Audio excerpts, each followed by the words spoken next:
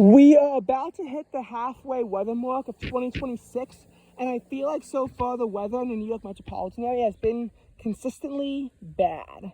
Like, consistently bad. It's not like where you have some bad months mixed with some good months, and you just have to have more bad than good. No, first 6 months, they've all been bad. Actually, December 2025 was also bad, but we're not going to talk about it. I can't even remember when the last time we had a nice weather month was. It's just been that persistently awful. Honestly, it might be August 2025. The last time we had a truly, nice month. And even that wasn't the nicest of months, but I think it was still a pretty nice month. But in terms of ranking them from best to worst, we're going to do that. Best weather month of 2026 down to the worst month of 2026 for weather. I think the best month is gotta be March. March wasn't great. It opened up with lots of storms on March 5th, over 1.5 inches of precipitation, and then it dried out from there. Yes, you had some, rainy days. March 11th brought severe storms after an early season heat episode struck the Northeast. Then March 16th had even more severe storms pour down across the region. March 22nd too, but after that it was really quiet. And the month ended really warm. So you had 80 degrees on March 10th, the earliest 80 degree day on record, in the calendar at least. And then you had on March 31st, I think it reached I want to say it reached I think 81 or 82 or something. So it was definitely balmy at times. It's also amazing. March 8th was the first day that New York City was above 60 degrees since November 8th of 2025. So you had 4 months where the temperature would not exceed 60 degrees, and then it jumped up to 69 degrees immediately. Then 73, then 80, then 73. However, it does come back down really quickly as March 12th even has a trace of snow as flurries come down.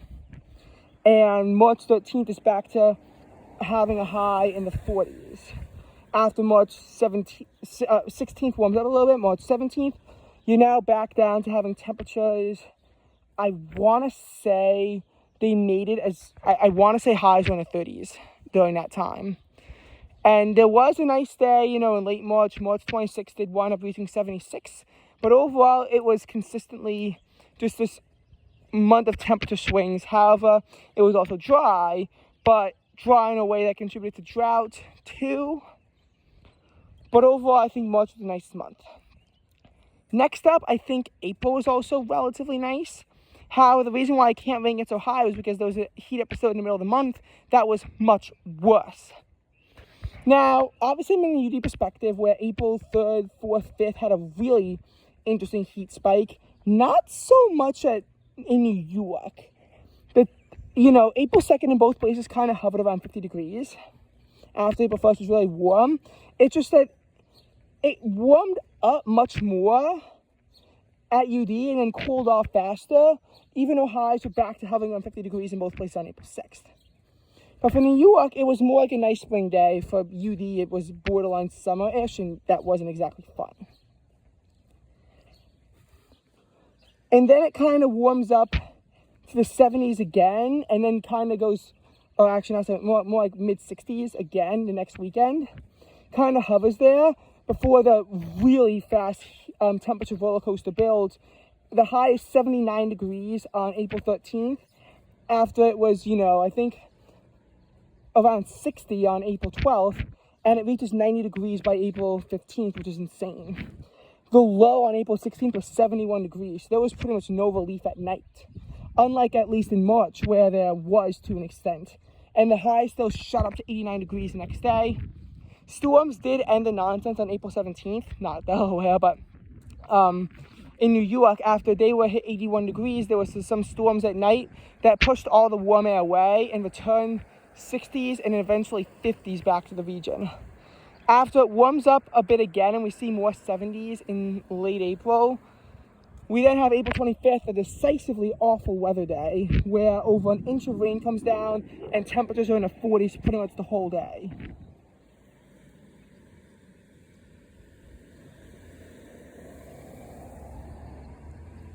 Now, after that, it clears out, but not so much. And then there's even more rain. They're not enough to bring it to above average, because you have to remember, while there was some storms on April 1st and April 18th, the amount of rain that we got wasn't that much, that even this amount of rain was still not enough to bring us back to a near average level. However, it did at least end nice. It's just that there's the really annoying random 5-day heat spike that decisively sucked. Now, the next weather month on this list is May. And the winter was so bad, even though I don't like hot weather, and May was full of it. Although in a weird way, because May 3rd you kind of have highs around 60 degrees, and May 2nd was kind of similar. So May started off on a cold note. Then it ramps up as you reach over 80 degrees again on May 5th. Just for it to really quickly come down. May 6th and 7th were rainy days, and eventually it comes back down to being near 60 by the 8th. The 9th was also pretty rainy, and the 10th, was also, I don't remember if it was rainy, but it was also decently level. And then the 11th is also back to being around 60.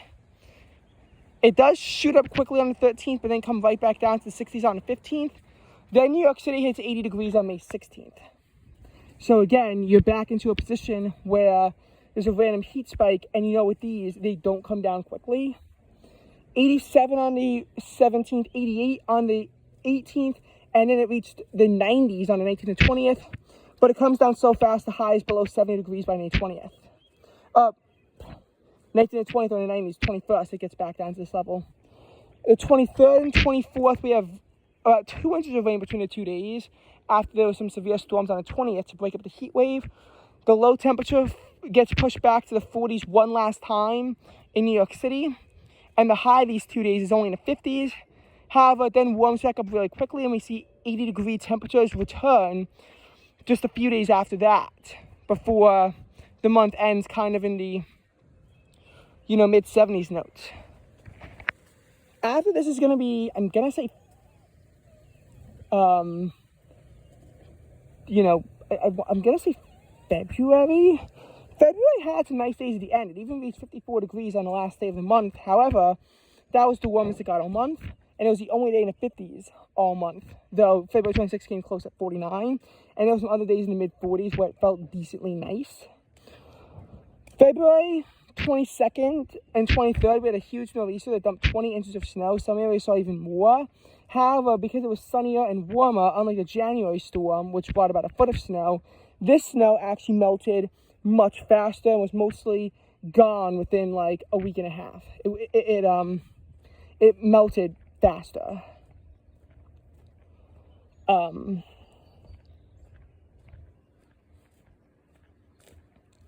But before that, you had days where it was bone-chillingly cold, near 0 degrees for low temperatures and high temperatures below 20 degrees.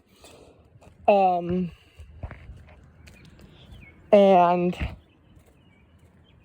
obviously that was miserable when it happened. And that was like the first third of the month. And I think after that, it was kind of near average.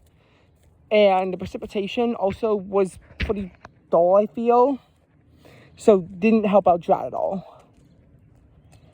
June and January were decisively, so far been the worst of the 2 months, but for different reasons.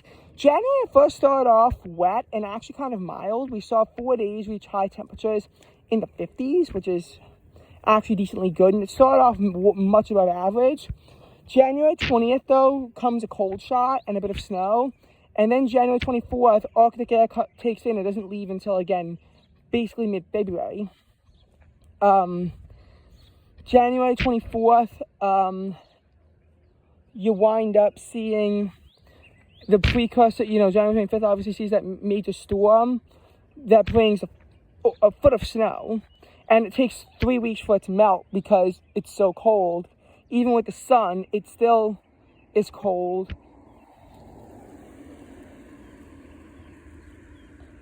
And then when it starts to get warmer, then another polar vortex comes crashing in and ruins everything. But June, on the other hand, has been consistently gross in a more humid way, much warmer than average. You know, we start off June where there were some cool days. There was even a day with a low of 52 on the 2nd of June. But that was the last time we saw a low in the 50s until June 16th. We haven't seen a low in the 50s since in the city. For the most part, you know, there have been some cooler days with highs only in like the mid-70s, but that's about as cool as we've gotten. So it's very June 2024-esque in that sense, where you kind of go from near normal to way above. The days weren't quite as disgustingly hot as in May, but you still had 90-degree weather occur at several points. Then there were a bunch of hit-or-miss storms during those extreme weather events, but we still have a bad drought. I think there were some days with highs in the low 70s just recently that were rainy, which we actually kind of needed, but in a more gross way, but honestly not complaining at this point, just for gross mid-80s to return again.